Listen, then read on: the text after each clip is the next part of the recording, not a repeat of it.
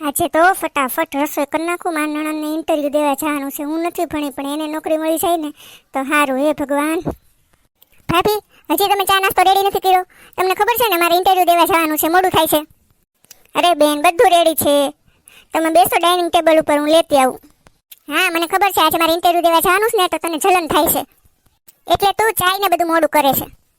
હું તો મારા ભગવાનને પ્રાર્થના કરતી હતી બેન કે મારા નણંદને નોકરી મળી જાય ને તો એની જિંદગી સુધરી જાય. અને તમે મને જ અદેખી કહો છો? હા, તું છે ને અદેખી જ છો, માંડી સાલી. બેન, તમને તો ખબર છે ને મને હૃદયની બીમારી છે એટલે હું ધીમે ધીમે કામ કરું છું. તમારે થોડાક વહેલા જાગવાની જરૂર હતી. એ ડોબી, તારે છે ને મને વહેલા ઉઠવાની શિખામણ આપવાની જરૂર નથી. મારા મા બાપ હજી જીવે છે, શિખામણ દેવા વાળા, સમજી? હે ભગવાન, તું આવી બીમારી કોઈને ન આપતો, ભલે મને આપી. તે છે ને ગયા ભાવમાં પાપ કર્યા છે એટલે આ ભાવમાં ભોગવવા પડે છે. ભાઈ સાહેબ, હું તમે બે હાથ જોડીને વિનંતી કરું છું, તમે મારી સાથે માથાકૂટ ન કરો ને જાવ અહીંયાથી. હું તમારી માટે ચા નાસ્તો લાવું છું. આ મારા બાપનું ઘર છે, તું મને અહીંયાથી જવાનું કહે છે? અરે બેન, રસોડામાંથી તમને છે ને ડાઇનિંગ હોલમાં જવાનું કહું છું, બીજે ક્યાંય જવાનું નથી કહેતી. હે ભગવાન, આવી નણંદ કોઈને નહીં આપતા. બેટા, આ વહુની દવા પૂરી થઈ જાય ને એટલે પાછો લેતો આવજો મેડિકલમાંથી. હા પપ્પા, હું કાલે જ મેડિકલમાંથી દવા લઈ આવ્યો છું. અને હા શ્વેતા બેટા, તાર ભાભી છે ને બીમાર રહી છે તો એને થોડુંક કામમાં મદદ કરાવજો. એને હૃદયની બીમારી છે ને તો સારું રહી થોડુંક એમ. પપ્પા, તમે ચિંતા ન કરો, હું ભાભીની મદદ કરાવું જ છું. હા બેટા, વહુની બીમારી છે ને થોડીક ગંભીર છે. મહેનતવાળું કામ આવે ને તો એને બહુ થાક લાગે એટલે તું છે ને એને મદદ કરાવજે. અરે મમ્મી, એ મારા ભાભી છે, મને ભાભી પ્રત્યે દયા ભાવ હોય જ ને, એ થોડા મારા દુશ્મન છે. તું તાર ભાભીને કેવી મદદ કરાવે છે ને એ મને ખબર છે. તાર ભાભી કાંઈ બોલતી નથી એટલે આ તો તું મારી બેન છે ને એટલે હું કાંઈ બોલતો નથી, નહીંતર 2 લાફા ચડાવી દીધા હોત. ભાઈ, તમે કઈ કીધું? ના રે ના, હું શું કામ કાંઈ કહું. હા શ્વેતા, તું સવારે ઇન્ટરવ્યૂ આપવા ગઈ હતી તો કેવું રહ્યું ઇન્ટરવ્યૂ? પપ્પા, મારું ઇન્ટરવ્યૂ તો આ વખતે ફર્સ્ટ ક્લાસ ગયું છે. આ વખતે તમારી જોબ પાક્કી છે. હા બેટા, ગવર્મેન્ટ જોબ છે ને એ આખી જિંદગીની સલામતી છે. એકવાર જો તું આમાં પાસ થઈ જાય ને તો પછી આખી જિંદગી ઉપાધિ નહીં. શ્વેતા, તે બેંકના મેનેજરનું ઇન્ટરવ્યૂ આપ્યું છે તો તને પગાર પણ સારો મળશે ને? હા મોટા ભાઈ, મને સ્ટાર્ટિંગમાં 30,000 સેલેરી મળશે. ખૂબ સરસ બેટા, બહુ સારું કહેવાય. હો, હું શું કહું છું, આપણી વહુને બીમારીને કારણે શરીર સાવ લેવાતું જાય છે. તું છે ને રાજલને કહેજે થોડુંક કામ કરાવે વહુને. આ એકલા કામ કરીને સાવ થાકી જતા હશે. હા, તમારી વાત સાચી છે. હું રાજલને કહું જ છું દરરોજ કે તું છે ને વહુને કામમાં મદદ કરાવજે. આપણે વહુને સારા ડૉક્ટરને બતાવ્યું પણ એનો રોગ કંઈ નાબૂદ થતો જ નથી ને. વહુ બિચારીને કંઈક કઠણાઈ હશે તો એ ભોગવે બિચારી. આપણે એના દુઃખમાં ભાગ લેવો જોઈએ. હા, તમારી વાત સાચી છે. ભલે આપણે એનો રોગ ન લઈ શકીએ પણ એને કામમાં મદદ કરીને દિલાસો તો આપી શકીએ ને. હા, અને આમેય આપણે દીકરીને પારકે ઘરે મોકલવાની છે તો રસોઈ અને બીજું બધું કામ શીખવાડવું જ પડશે ને. હા, તમારી વાત 100% સાચી છે. જો આપણે દીકરીને ઘરકામ ન શીખવીએ ને તો એને સાસુ નણંદ મેણા મારે. એની માએ કાંઈ શીખવાડ્યું નથી, આ ઊભા ટોયાની જેવી હાલી આવી છે. હા, એટલે જ કહું છું રાજલને થોડુંક કામ શીખવાડે એટલે તારે ઠપકો ન સાંભળવો પડે ભવિષ્યમાં. હા, આ બધી વાત છોડો, હાલો આપણે મંદિરે જઈએ એવી, દર્શન કરીએ એવી. હા, ભગવાનનું નામ લેશું તો કાયાનું કલ્યાણ થશે. હાલો. હે ભગવાન, હવે આ છે ને દુઃખ સહન નથી થતું. આના કરતાં તો મોત આવી જાય ને તો સારું. તું અહીંયા છે રાતી? હું તો તને આમ બધે ગોતતો હતો. હા બોલો ને, શું કામ છે મારું? તારી દવાની ફાઇલ ક્યાં છે? લાવને, મારે જોઈએ છે. મારી ફાઇલનું તમારે શું કામ છે? અરે, મારો મિત્ર એક ડોક્ટર છે ને એને બતાવવી છે. મારી જે દવા ચાલે છે ને એ બરાબર છે, હવે મારે ક્યાંય નથી બતાવવું. તમે થોડાક રાજલબેનને સમજાવો ને, મને થોડીક કામમાં મદદ કરે તો હું 2-5 વર્ષ વધારે જીવીશ. અરે, આવું અશુભ ના બોલ. હિંમત રાખ, અમે છીએ ને તારી સાથે. જો પપ્પા, મમ્મી અને હું બધા રાજલને સમજાવીએ છીએ પણ એ સમજે તો ને. પણ રાજલ તો મમ્મી પપ્પાને એમ જ કહે છે કે એ તને કામમાં મદદ કરે છે, પણ મને ખબર છે એ તને કામ નથી કરાવતી. પણ પ્લીઝ તું આવું ના બોલતી. બેન કામ તો નથી કરાવતા પણ હું કામ કરતી હોઉં ને એ બગાડી નાખે છે. ગમે તેમ બોલે છે, મને એટલે વધારે દુઃખ લાગે છે. એ સાવ એવી જ છે, ગમે તેટલું કહીએ ને માનવાનું તો નહીં જ, એનું જ ધાર્યું કરવાનું. ખબર નથી પડતી કે આ ક્યારે સુધરશે. કાંઈ નહીં, જવા દો. આ મારા જ કરમની કઠણાઈ છે, હું ભોગવી લઈશ. જોઈ લે, આ મહારાણી તો હજી સૂતા છે. ઉઠાઈ ઉઠ. શું છે બેન? મારા કપડાં કેમ હજી ધોયા નથી? મારે જવાનું છે બહાર, તને ખબર નથી? બેન, તમે બીજા કપડાં પહેરી લો ને, મને આજ બહુ આંપ ચડે છે ને એટલે ધોવાના રહી ગયા છે. તારે છે ને બહુ લબલબ નહીં કરવાનું, સમજી? બેન, થોડીક તો દયા કરો, હું મરવા વાકે જીવી રહી છું. તમે માણસ છો કે રાક્ષસ?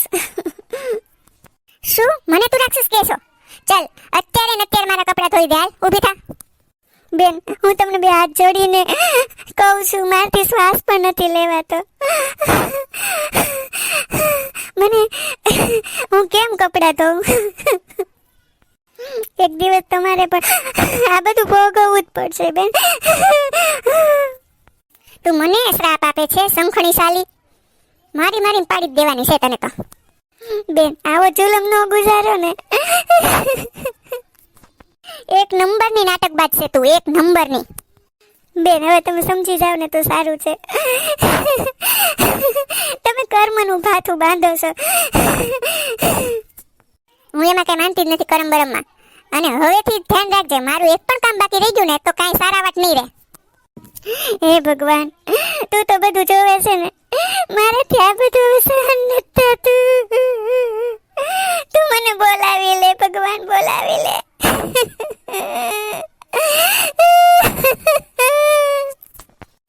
મારી નણંદના ચલો મારથી સહન નથી થતા ભગવાન, હવે સહન નથી થતા મારથી. જય શ્રી કૃષ્ણ મમ્મી પપ્પા. જય શ્રી કૃષ્ણ બેટા. ચાલો હું ઓફિસે જાઉં છું. અરે બેટા, રોજ તું નીકળી જાય છો, સાંજે મોડો આવ છું, થોડીક વાર બેસ ને. ઠીક છે, આ બેઠો, બોલો.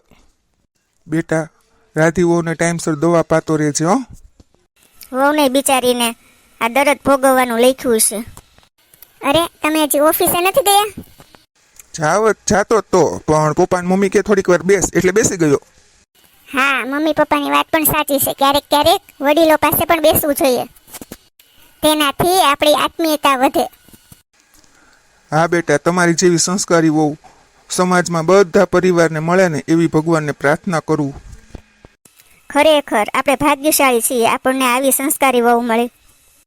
મમ્મી પપ્પા ભાઈ, એક ગુડ ન્યૂઝ છે. અરે બેટા બોલ, શું ખુશખબરી છે?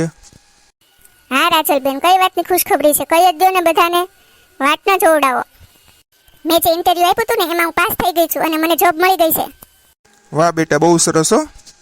બેટા, તને જોબ મળી ગઈ ને એની મને બહુ ખુશી છે. લાવ મને કોલ લેટર જોવા તો દે. અરે વાહ રાજલ, તું તો બહુ નસીબદાર છે. તને બેંક તો આપણા શહેરમાં જ મળી છે અને આ બેંક તો મેં જોઈ છે. ખૂબ સરસ, કોંગ્રેચ્યુલેશન્સ. થેન્ક યુ ભાઈ. લાવો તો લેટર હું પણ જોઉં. ભાભી, તમે છે ને આ લેટર નો અડતા, અપશુકન થશે. મારા મમ્મી પપ્પા અને ભાઈ મને ભણાવીને એનું આ ફળ છે. રાજલ, ભલે અમે તને ભણાવી ગણાવી, પણ તારા ભાભીનો ઉપકાર માન, એના કારણે જ તને નોકરી મળી છે. મમ્મી, તમે શું બોલો છો? આ માંડલીનો ઉપકાર હું માનું? કઈ રીતે? હા, એ વાતની ચોખવટ હું તને કરું. આ નોકરી તને મળવાની હતી ને ત્યારે 2 લાખ રૂપિયા ડોનેશન માંગ્યું હતું. એ રૂપિયા આપણી પાસે નહોતા એટલે રાધાવો હવે એના પપ્પા પાસેથી પૈસા લઈને ભર્યા, સમજી? પછી તને નોકરી મળી. હા, હું પોતે જ મારા સસરા પાસે રૂપિયા લેવા ગયો હતો અને પછી જ આ બધું શક્ય બન્યું. ભાભી, મને ખબર નહોતી તમે મારા માટે આટલો બધો ભોગ આપશો. હું તો તમારી સાથે દુશ્મનની જેમ વર્તન કરતી હતી, તમને આટલો ત્રાસ આપતી, તમને માર મારતી, તો પણ તમે ક્યારેય એક શબ્દ પણ નથી બોલ્યા. ભાભી, તમારી આ નાલાયક નણંદને માફ કરી દો. મારાથી બહુ મોટી ભૂલ થઈ ગઈ છે. ભાભી, હું તમને સમજી ના શકી. બેન, માફી માંગવાની રહેવા દો. અને આવું તો બધું ચાલ્યા કરે, માણસ માત્ર ભૂલને પાત્ર. પણ બેન, મને એક વાતનું બહુ દુઃખ લાગ્યું કે એક સ્ત્રી બીજી દુખિયારી સ્ત્રીની વેદના કેમ નથી સમજી શકતી. આ બધું બીજું બધું તો છે ને ભૂતકાળ સમજીને ભૂલી જાઓ. જોયું રાજલ, તારે તારી ભાભી પાસેથી બોધપાઠ લેવાની જરૂર છે. આટલું તે કર્યું છતાં કાંઈ બોલી અને છતાંય તારી તારણહાર બની. આને કહેવાય ખાનદાન પરિવારની દીકરી. શિક્ષણ માટે તો બેટા સ્કૂલ ને કોલેજમાં જવું પડે, પણ સંસ્કાર તો માના ગર્ભમાંથી જ મળે. રાજલ, બસ હવે સમજી જા અને રડ નહીં. અરે બેન, તમે અત્યારથી કેમ રડો છો?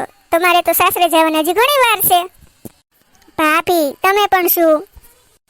ભાભી thank you, I love you. હવે તમને કોઈ દિવસ હેરાન નહીં કરું, મને માફ કરી દો. બસ હવે વિડીયો પૂરો કરવા દો. મિત્રો, અમારા વિડીયોને લાઈક, શેર, સબસ્ક્રાઇબ જરૂર કરી દેજો. કમેન્ટ પણ કરજો. ધન્યવાદ.